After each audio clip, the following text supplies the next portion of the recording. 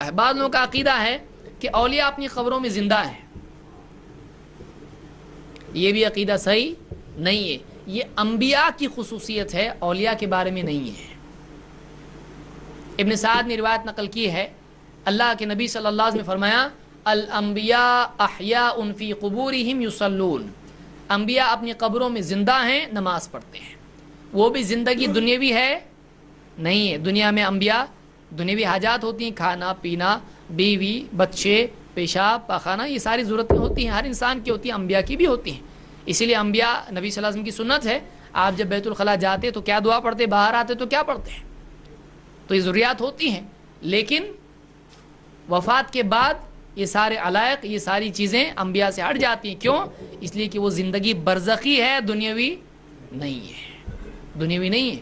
اسی لیے آپ دیکھیں کہ موسیٰ علیہ السلام کے بارے میں آپ نے کیا فرمایا، لو کان موسیٰ حیا وادرک نبوتی ما وسعہ الا اتباعی. اگر موسیٰ زندہ ہوتے اور میری نبوت پاتے تو میری اتباع کے سوا ان کے پاس کوئی اور راستہ نہیں ہوتا. زندہ ہوتے یعنی دنیاوی اعتبار سے زندہ ہوتے، معلوم یعنی زندہ نہیں ہے اس کا مطلب، یعنی اس اعتبار سے دنیاوی اعتبار سے زندہ نہیں ہے. ہاں وہ زندگی کون سی ہے، برزخ کی زندگی، وہ قبر والی زندگی، دنیا کی نہیں. تو بعض لوگ کہتے ہیں اولیاء اپنی قبروں میں زندہ ہیں، ایسا نہیں ہے. یہ شہداء کے بارے میں آیت ہے جو بہت سارے لوگ اولیاء پر فٹ کر دیتے ہیں. شہید کی آیت ہے، کس پر فٹ کرتے ہیں، اولیاء پر. یہ صحیح نہیں ہے. اللہ تعالیٰ قرآن کریم میں فرماتا ہے وَلَا تَحْسَبَنَّ الَّذِينَ قُتِلُوا فِي سَبِيلِ اللَّهِ أَمْوَاتًا. جو لوگ اللہ کی راہ میں قتل ہوں ان کو تم مرا ہوا نہ کہو، مرا ہوا نہ کہو. بل احیاء عند ربهم یرزقون. بلکہ وہ اپنے رب کے پاس زندہ ہیں، ان کو رزق دیا جاتا ہے. یہ سورہ آل عمران کی آیت ہے. اس کے بعد بھی اللہ نے کچھ باتیں بیان کی ہیں. یہاں پر اللہ نے کس کے بارے میں کہا، وہ لوگ جو اللہ کی راہ میں قتل کر دیے جائیں ہیں ان کو تم مرا ہوا نہ کہو، مردہ نہ کہو. اور اللہ نے زندہ ہونے کے بارے میں کیا کہا، بل احیاء عند ربہم. وہ زندہ ہیں، کہاں زندہ ہیں، اللہ کے پاس زندہ ہیں. ہر جگہ زندہ ہیں، دنیا میں زندہ ہیں، اللہ کے پاس زندہ ہیں. ان کو رزق دیا جاتا ہے. کون سا رزق دیا جاتا ہے، دنیا کا نہیں، جنت کا. اس کی کیفیت کون سب سے اچھا بتا سکتا ہے، اللہ کے نبی صلی اللہ علیہ وسلم. ایک حدیث جس کو امام مسلم نے روایت کیا ہے، خود دیکھیے اللہ کے نبی صلی اللہ علیہ وسلم نے کیا فرمایا. آپ نے فرمایا، صحابی نے پوچھا کہ یہ جو آیت ہے اس کا کیا مطلب ہے، تو آپ نے فرمایا ارواحہم فی جوف طیر خضر. شہداء کی روحیں ہرے رنگ کے پرندوں کے پیٹوں میں ہوتی ہیں. شہداء کی روحیں کیا ہوتی ہیں، ہرے رنگ کے پرندے ہیں، ان کے پیٹ میں ہوتی ہیں. لہا قنادیل معلقۃ بالعرش. عرش میں کچھ قنادیل ہیں جو لٹکی ہوئی عرش سے، اور یہ اسی میں رہتے ہیں. تسرح من الجنت حیث شاءت.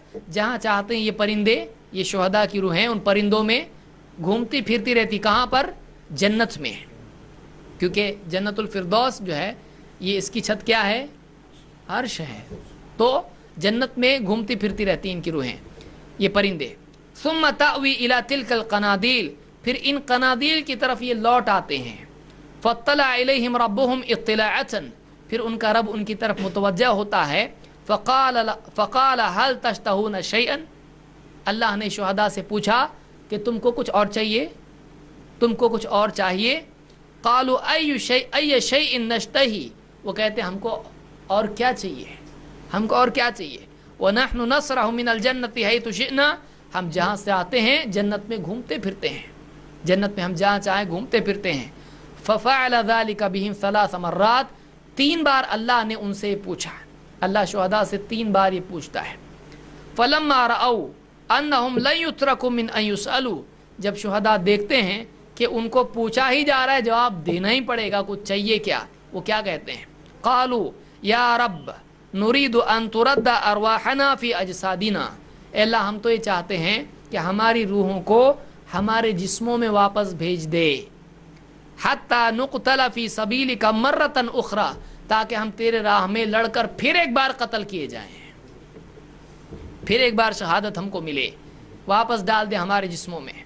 फलम्मा रआ अल्लैसा लहुम हाजा तुरिकू, अल्लाह ने जब देखा कि इनको और कुछ चाहिए नहीं, उनको अल्लाह ने छोड़ दिया। यानी वो तमन्ना पूरी होती है नहीं, तो उनकी तमन्ना दुनिया में आने की पूरी नहीं होती। अल्लाह ने देखा और कुछ नहीं चाहिए, बस वापस जा, ऐसा तो नहीं हो सकता है, तो वापस अल्लाह नहीं भेजता है, पूछना ही छोड़ देता है। तो जो लोग कहते हैं कि वापस दुनिया में आते हैं, मुर्दों की ईद लोग करते हैं ना, खाना ना मीठा मीठा थोड़ा पका के घर के बाहर जाके, बाहर क्यों गए भाई, मेहमान आते तो बाहर जाते कि अंदर आते? अजीब चीज़ है, बाहर जाके बैठते हैं। अरे भाई आ रहे हैं, घर के बड़े बूढ़े घर में आ रहे हैं और आप बाहर क्यों जा रहे हैं? तो मिलना ही नहीं उनसे, क्योंकि ज़िंदगी में सही ढंग से खिदमत की नहीं और जल्दी मारने के लिए यासीन पड़ी थी, आके पकड़ता क्या मालूम नहीं, डर है। तो घर में बैठते नहीं, बाहर जाके बैठते हैं। वो आएंगे और खाना सजा के रखते, वो खाने के लिए आएंगे, ज़िंदगी में कभी ठीक ढंग से खिलाते नहीं उनको, मरने तक, और मरने के बाद उनके लिए खाना सजा के रखा है। कितनी शर्म की बात है। तो मरने वाला दुनिया में आता नहीं, अगर आते तो ये शुहदा आते जिनका कत्ल हुआ है, वो चाहते हैं दुनिया में भेज। आप बताइए, अल्लाह पूछे और नहीं दे, ऐसा होता है? लेकिन ये चीज़ नहीं होगी, इसलिए अल्लाह ताला उनको भेजता है, नहीं भेजता। तो ये नहीं आएंगे तो दूसरे कैसे आएंगे, दूसरे कैसे आ सकते हैं? तो ये मुस्लिम की हदीस है। तो ये 5 बातें जो शुहदा के बारे में लोगों में गलत फहमियाँ हैं, जो यानी सही नहीं है, इसकी इस्लाह की ज़रूरत है। कोई दुनिया से जाने वाला वापस नहीं आता। बाद लोग कहते हैं ये वलियों के बारे में भी है कि वो अपनी कब्रों में क्या हैं, ज़िंदा हैं। पूरे कुरान में, पूरे अहादीस के ज़ख़ीरे में कहीं भी नहीं है कि औलिया अपनी कब्रों में ज़िंदा है। बाद लोग कहते हैं वो भी शहीद हैं। ये ठीक है, शहीद के बारे में ना, औलिया भी शहीद हैं। उनसे जब पूछा जाता है कैसे के शहीद हुए वो तो बिस्तर पे उनकी वफ़ात हुई, तो बोलते नफ्स से लड़ते लड़ते वो शहीद हो गए, नफ्स से लड़ते लड़ते शहीद हो गए। आप बताइए, तो फिर तो हर मुसलमान नफ्स से लड़ता है, तो सारे मुसलमान क्या हो गए, फिर शहीद हो गए। कौन मुसलमान नहीं लड़ता? शैतान वसवसे डालता ज़िंदगी में, कभी तो उसने वसवसों को धुतकारा कि नहीं धुतकारा? नफ्स से लड़ता है। अच्छा, शहीद हो गए, नफ्स से लड़ते लड़ते किसने किसको कत्ल किया? नफ्स ने इनको कत्ल किया। तो जो इसको नफ्स कत्ल करे वो बचेगा क्या?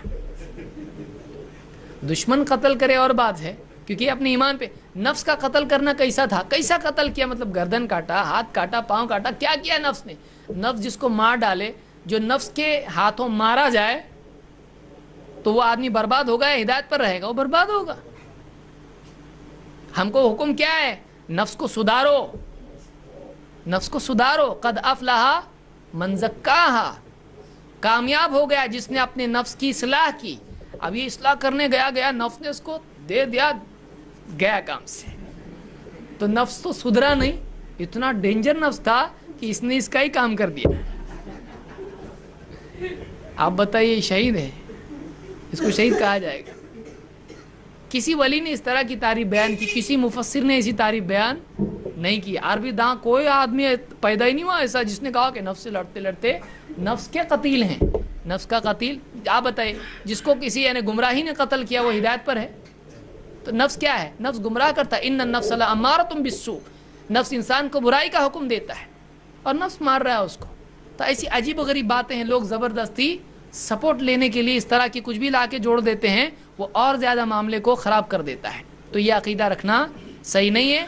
औलिया अपनी क़ब्रों में वफ़ात पाए हुए हैं, वो हमारी बात नहीं सुनते हैं, हमारी बात नहीं सुनते, हमारी मदद नहीं कर सकते हैं। इस तरह की कोई दलील कुरान और सुन्नत में नहीं है। अगर ऐसा होता तो अल्लाह के नबी सल्लल्लाहु अलैहि वसल्लम की कब्र पर जाकर इमाम अल बुखारी हदीस पूछते, सही है कि ज़ईफ़ है, सही है कि ज़ईफ़ है?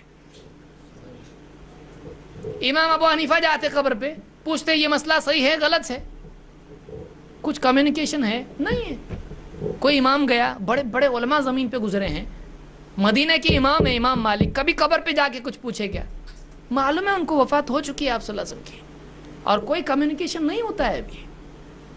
उन्होंने कई फतवे दिए, आपने कई फतवों से रुजू किया, लेकिन कभी अल्लाह के नबी सल्लल्लाहु अलैहि वसल्लम की कब्र पर जाकर अपना हाल बयान किया कि ये मसला थोड़ा सा आ गया, ज़रा बताइए क्या है?